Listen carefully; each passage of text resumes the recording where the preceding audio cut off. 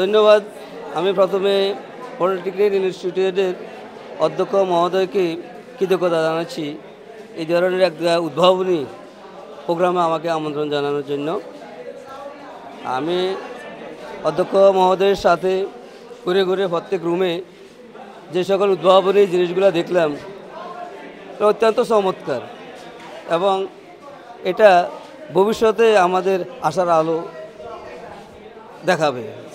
কারণ আমি দেখছি যে ছাত্রছাত্রীদের মধ্যে ক্রিয়েটিভ অনেক জিনিস তারা উদ্ভাবনী জিনিস তারা তৈরি করেছে, যে জিনিসগুলো আমাদের ভবিষ্যৎ বাংলাদেশ বিনির্মাণে তারা অগ্রণী ভূমিকা পালন করতে পারবে বলে আমি বিশ্বাস করি।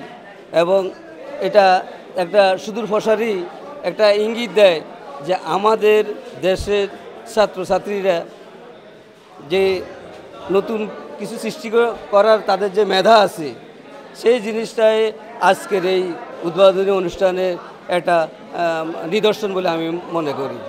এবং এই জিনিসটা যদি অব্যাহত রাখে, আমাদের প্রশাসন থেকে শুরু করে সরকার যদি এদিকে দৃষ্টিপাত দেয়, বিভিন্ন ধরনের কারিগরি সহযোগিতা প্রদান করে, তাহলে তারা এক্ষেত্রে উত্তরোত্তর তাদের তাদের সৃষ্টির ক্ষেত্রে, উদ্ভাবনের ক্ষেত্রে অগ্রণী ভূমিকা পালন করতে পারবে। আমি ব্যক্তিগতভাবে মনে করি আমার এখানে যারা শিক্ষার্থী রয়েছে, এটা যেহেতু কারিগরি শিক্ষা প্রতিষ্ঠান, তারা খুবই সৃজনশীল, তারা মেধাবী, এবং তারা এই প্রজেক্টগুলো সৃজনশীল প্রজেক্ট দিয়ে তাদের মেধার বহিঃপ্রকাশ ঘটিয়েছে।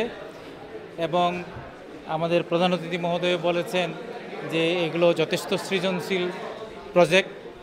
তো প্রধান অতিথি আরেকটা কথা বলেছেন, এগুলোতে যদি আমরা বাস্তবে ইমপ্লিমেন্ট করতে চাই, এগুলো তো একটা মিনিয়েচার এগুলো যদি প্র্যাকটিক্যাল ফিল্ডে অ্যাপ্লাই করতে চাই, তখন কিছু টাকার ইনভেস্ট করা দরকার পড়বে।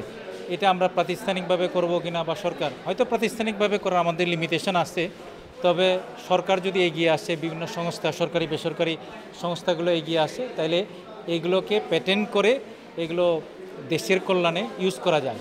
তো আমি আমাদের ছাত্র শিক্ষকদের সম্মিলিত প্রচেষ্টা, শিক্ষকদের, ছাত্রদের আইডিয়া এবং শিক্ষকদের অনুপ্রেরণা, তাদের এই যে সৃষ্টিশীল যে সৃজনশীল প্রজেক্টগুলো দেখে আমি মুগ্ধ হয়েছি।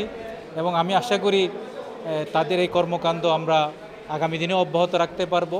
এবং আমাদের ছাত্ররা যেরকম ক্রিয়েটিভ, শুধু স্থানীয় পর্যায়ে না, আঞ্চলিক পর্যায়ে না, তারা জাতীয় পর্যায়েও তারা ভালো করতে পারবে বলে আমি আশাবাদী দৃঢ়ভাবে।